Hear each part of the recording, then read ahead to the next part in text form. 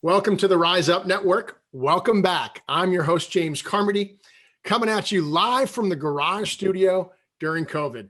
You know, the Rise Up Network is relaunching, and we're committed to continuing to share the stories of those servant leaders, the men and women that are making a difference in our community here in San Diego, but also across the country. And, you know, we've now had over 250 episodes, over 400 guests. And I'm really excited to launch this next series of stories of those leaders. And we're going to actually take a different cut at it and really get into the human piece of it. Because again, you guys know, if you've been following us for the 5 years that we've been doing this, we want to inspire others. We want people to see these stories, see them, hear them, and say, you know what? I can do that too. I can be a leader. That's what the skills look like. Well, you know what? Me too. You know, because we're committed to inspiring folks, showing that leadership, we can all be leaders. You know, it could be smiling to your neighbors. You're walking your dog down the street, to open a door for someone in your community, to teaching your kids Little League, to starting your own nonprofit and making a difference in the military. You know, and with that, I have a servant leader that did just that. Gentleman's been on the program a couple times, repeat offender. At this point, I'm fortunate enough to consider him a personal friend. This is the CEO and founder of STEP, Support The Enlisted Project, Tony Teravainen. Tony, welcome. Thanks, James. I definitely appreciate the opportunity to come here and share with you. Yeah, and thanks for working it out to do it online with us. You know, we don't have the fancy studio at our fingertips, and you know, a bunch of staff running around and making us look pretty and all that. So I appreciate you working it out. Yeah, I had to do my own hair and makeup, so I hope it came out okay. We'll let the audience decide, but you know, from my view, you look pretty good. So thank you. So want to dig into, you know, just the background a little bit, like how long has STEP been around and what's the why behind it? What did you see was the need that you were trying to fill and solve for, you know? And then we'll get into the background because, you know, I think the audience really wants to hear the journey, and there'll be people that are seeing this and hearing this that have heard the journey before, but we're going to take a deeper cut at it, you know? So Okay. give some background. Yeah. So I grew up in a military family.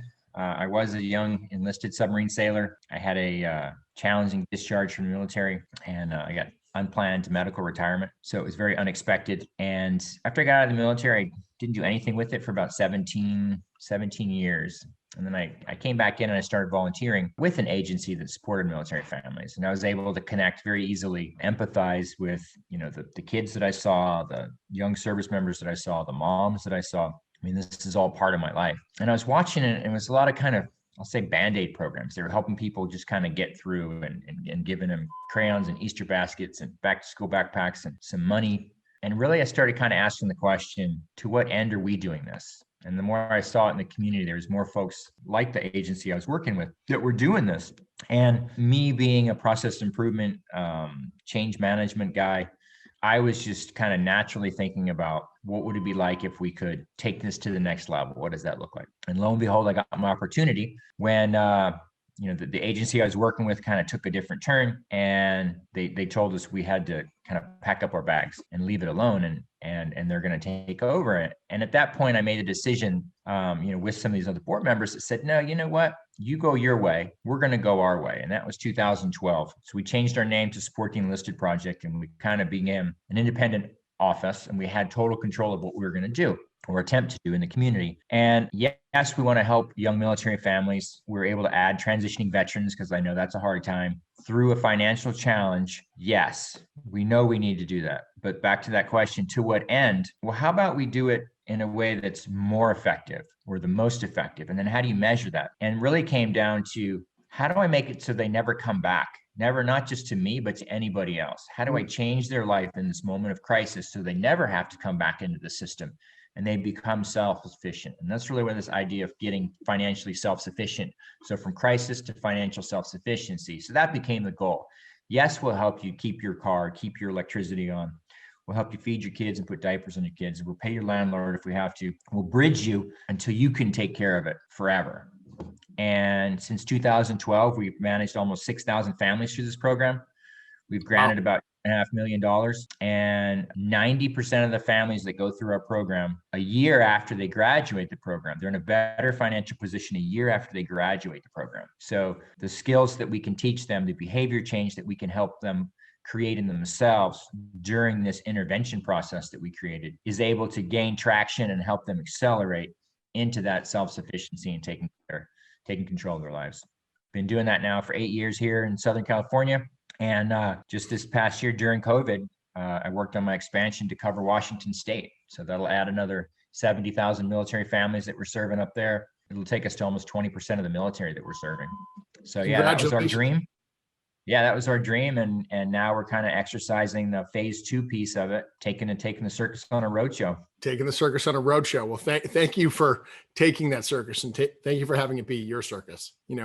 You guys are stepping in during a time of crisis. I can't imagine what it's like to have an eviction notice on your door when you come home, or a car repossessed, like the fear that's got to shock through you. And God forbid you're a parent and you have kids as well. You guys are the ones stepping in saying, all right, we're going to handle this for you. And then you're putting people on a success path so they don't come back. Mm-hmm. What's your success rate? So we say, 90% success rate. So 90% are in the same or better financial position by some various metrics we have. The return rate is less than 3%. Will actually come back through for more money. Wow. They can always come back to their social workers or counselors for more guidance. And we see a lot of crazy stories. And definitely when folks come through a second time, just some extreme hardship situations. But it's always inspiring. Very seldom they haven't been trying to help themselves. So yeah, we're there to give them that second boost and get them through. But yeah, 97% of the clients that we help and serve and give free money to don't come back for more free money. Wow. And on average, how many people are coming through the program, monthly, annually? Through that emergency financial assistance program, that financial counseling program that moves them through that crisis to self-sufficiency, we'll average around 700 families a year. Okay. In Southern California here. And then we have a lot of secondary programs, a lot of outreach programs where we try to, most of our clients, 90+% of our clients come from personal referrals. So we have to build that relationship in the community, and they have to build that in the back of their head. It's like STEP is the place where you go when you're really in financial trouble. So we have to build partnerships with the military families, with the transitioning veterans, with all the places that they go and hang out, with all the other resources they use. And one of our ways of doing that is our secondary programs, where the community will donate Christmas goods or Thanksgiving goods or back to school goods or baby goods, and we will move that stuff to our military family members. And we'll create a positive brand impression in their head of STEP and what we do, so that they remember to come back when it's their time or their friend's time. And then we also offset a cost and find other ways to, plant seeds. And if they don't have to spend the $200 for a turkey dinner, if they don't have to buy the Christmas presents for their family or tickets to a Padres game, back when we could do that, coming down and getting, the next size up baby clothes for your kids for free, because they've been already given to you by the community, and we're just kind of holding them for you. These are those secondary programs. So last year, I think we moved around 45,000 families through our secondary programs. We had these positive engagement touches and offset some costs and planted those financial seeds in their head. Wow. So if people want to contribute, they want to learn more, where do they go? Yeah, it's a crazy story there. We just, you start these things, and it was kind of a wing and a prayer when we started STEP, and our handle was STEP SoCal, and now we're not STEP SoCal anymore, so we have to change. So we're actually at Team STEP USA. At Team STEP USA. And then teamstepusa.org is our website. Teamstepusa.org. Okay. Yeah, if anybody in the community wants to engage, to volunteer, to be part of the programs, to apply for services, or to financially support, we rely completely on the community to pay for our programming and our agency. All that can be done through our website, teamstepusa.org. Fantastic. So I want to, do a deeper dive with you on the why behind it, and the why for you, and what were some of the milestones along the way for you in developing yourself as a leader, and what were some of the breakdowns and the challenges that you faced? And I know that I'm sure that there's been plenty. Yeah, that's a good question. And I will, it's easy to look at somebody and just create in your head the story of their life. And I was a young enlisted submarine sailor. Most folks just assumed that I was some Naval Academy grad officer. I lasted less than a semester out of high school. Military, being a military kid doesn't prepares you for a lot of things, but kind of a continuing education and a professional life afterward is not one of them. Yep. And I was lucky enough to have to be at a high school that was very had a lot of athletic talent, and a lot of my teammates on my sports teams were not playing like me just for something to do. They were playing for a way out, and they showed me how to get into college. And I got into school, into an electrical engineering program at Old Dominion University. And it was just like, I look back on it, it was actually my first transition out of the military. And it just didn't fit, didn't work. I would constantly get lost. I couldn't understand. There's like 700 people in these classrooms, and I'd bring the wrong books and my assignments, and it was just like too much, and it didn't fit my personality type. It was probably a bad selection of the school, and I just stopped going to class. And I was playing on the rugby team, and I just started playing rugby, and that's really all I did. As a rugby player, I know The end of that first term was coming up, and I wasn't going back, I wasn't finishing. So from there, I joined the Navy. They were going to give me a place to sleep. They were going to teach me, how to run a nuclear reactor. I could be on a submarine, and I wasn't going to go homeless. So I joined the military. I did great in the military, and then trying to go back to my next submarine, my third tour, I didn't pass my medical, and I'd had some lingering medical issues that had never really been resolved. And finally they got resolved when I was out here in San Diego, or at least identified. And they're like, you can't you should be on a submarine under the ocean. I was like, no, you can't take this away from me. And I kind of made a deal with them that I would work on this shore group, and I wouldn't be around any hot reactors or do any sea trials or anything like that. And that bought me another year or so, but just I had that ripped from me. And at 26, I'm now retired, and the only life I've ever known as a kid and an adult was over. It was hard to sit there on my front porch with this giant stack of paperwork that I really didn't know what it was talking about. I called him to work that last day, and he said, "Yeah, your paperwork came in. You don't need to come in." I said, "Great. Where do you want me to go?" He goes, "I don't care where you go. Just don't come here." Oh. I was like, that was it. And I was like, oh my gosh. So that was like literally back to ground zero. And I was living in just, some apartment, and it was kind of a 0 point for me. I definitely had some high points in the military, and it really came down to zero. And from there, I got a job. I talked the recruiter into give me a shot at doing automated manufacturing maintenance work. And I got myself in there, and I realized 5:48 at night to 5:48 in the morning was a hard life. So I started going to school, and every time I got a degree, I would apply for promotion, and I would get it. So I got 3 degrees while I was there over the 12 years at Sony. And I finished up the chief maintenance engineer. So it was definitely a great high point. We ended up closing the factory. We were making television tubes, the big old school glass things. Nice. And not much need for them. After about 2006, we closed the factory. But I had started some other companies on the side, with my in-laws, and some stuff with my wife, and some real estate stuff. So I kind of started building everything back up. And interestingly enough, 2007, the wildfires here came through San Diego, and it burned down everything. And it's really coming. You try to rebuild this life for yourself, and then you come home, and it's just like all in ashes. And it's something, what I say, it's something you wouldn't wish on anybody, but it's something everybody should really go through. Just like, again, back to ground zero. And then the fire was pretty tough on our marriage, and my marriage ended up dissolving, which led to me losing my business, which was right at kind of the 2008, 2009 financial collapse. So between all that, I was kind of like back down to ground zero again. And I spent 6.5 years in a trailer living on my property. And Reese said, "Tony, you need to build your house. You need to get on with your life." And I'm like, I am getting on with my life. I was learning how to be a single dad. I was going to grad school, doing a master's degree at University of San Diego. My brother had just got out of the military, and he came out to live with me for a while, and he ended up doing a master's at Rady at UCSD. And so for a couple of years, we were just going to school, and I pulled the trailer up to my trailer, and we had our own trailer park here on the ranch. There you go. And we just made it work, and we got our lives picked back up, both of us, and pieced it together. And really, that was when I started engaging with that nonprofit that helped military families. I started at Booz Allen Hamilton doing some consulting work, strategy development. And I started working with STEP. We created STEP. And I remember we were going to we did a marriage counseling with my fiance's parents, her dad and stepmom. Marriage counseling. He was a pastor. With Yeah. the in-laws. Yeah. And to top it off, we met in Vegas. Man.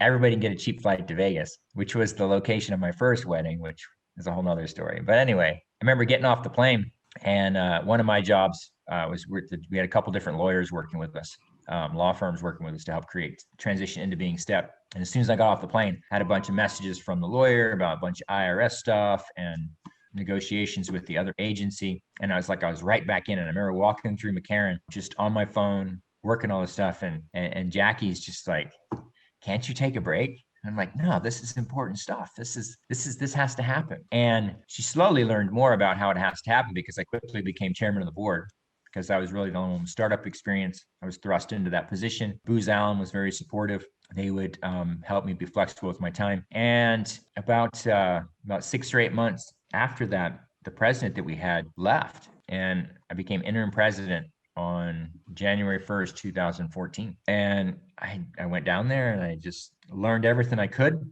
right before, kind of during the Christmas break. I went on a ski trip with my wife, and we came back, and I was like the president of a nonprofit. It's like, just add water. Here's Tony.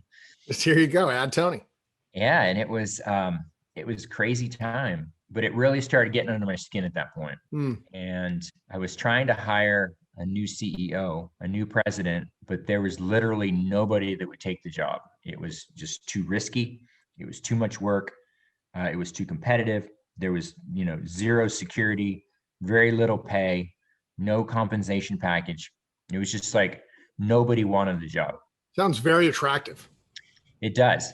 And in one of the speeches I was given, I talked about right after we got married. We were still in the trailer for a couple of years, and we finally started building a new house, and it was obviously on the same property as we could see it there. And I walked out on the porch of my on my trailer, and I looked at this house, and it was like halfway framed up. I went back to my wife and I said, "Hey, I gotta quit this job at Booz Allen. I know you want to stop working and you want to have some kids, but STEP's not going to work if I don't go do it. It's like, I'm the guy.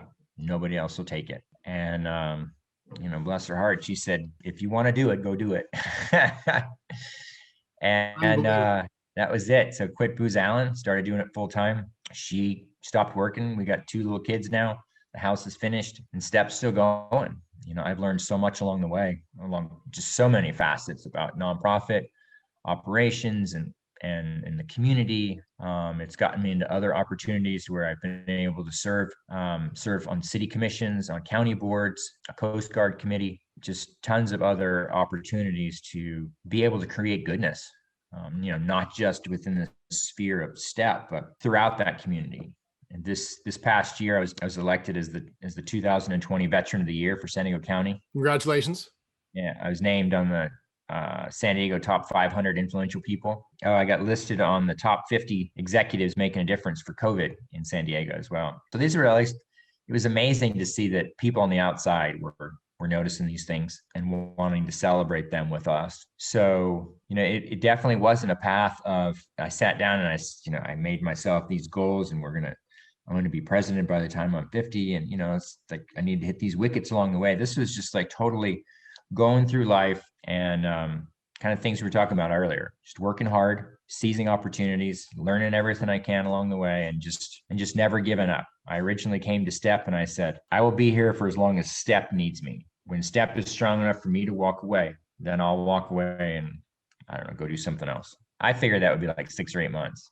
Now it's like been 8 years. And I think we're getting closer, and it's still my plan to be able to transition this over to somebody else, and I'll move on to doing something else. But it's a lot of work, but it's very fulfilling. And, we went through this COVID. We've got now 12, 13 employees, and, they look at me and it's like their STEP world revolves around everything I say, and it's like, I see their faces. We're worried about military families. Well, I'm worried about my family and then my employees' families during COVID. And I was, thankful that I was able to tell them every time we met that, we're not cutting salaries. We're not cutting people. In fact, I gave everybody a raise. We lost some people during natural attrition, and I just took those salaries and redistributed them among the people that were still there. And so, my folks were able to gain some more compensation during a very trying time. So super thankful for that. And then collectively, we're very thankful for all these lives that we've been able to affect positively. And I think the best thing we like is there's that sense of permanence. It's like we didn't just help somebody eat or feed their kid this weekend or gave them one more box of diapers. We changed their life. They sent us a postcard 2 years later that says, we just bought a house. They called us up and said, hey, when we talked, we were getting out of the military in 3 years. And now that 3 years is up. And not only did we achieve everything we wanted to achieve by that time, but we did this much extra. Thank you for changing our lives. Thank you for changing our kids' lives. Thank you for changing the trajectory of my grandkids. All of these, it's the entire chain of events. And that's really what makes it inspirational. I mean, that's the impact that you have. That's the impact of STEP. What I keep thinking about in your story is you've shared your journey, really well said, is grit and perseverance. You folks listen to this and watching this, yes, Tony has become a great leader, but, Tony started from very humble beginnings, wasn't a great student. Things didn't necessarily work out as planned in college. And then, had his breakdowns in the military with health and other things. And what lights me up and excites me is that you never stopped. You kept saying, what's next? Where's my shot? Where's the opportunity? What skills do I need to learn? How do I improve? How do I get better so I can keep moving forward? And to me, that is so inspirational and moving. I did a podcast, and the name of the podcast is Goat Wrestling Perseverance. I saw this guy. You got to tell him you got to tell him about the goats real quick. And then I know we got to wrap up here in a couple minutes. Yeah.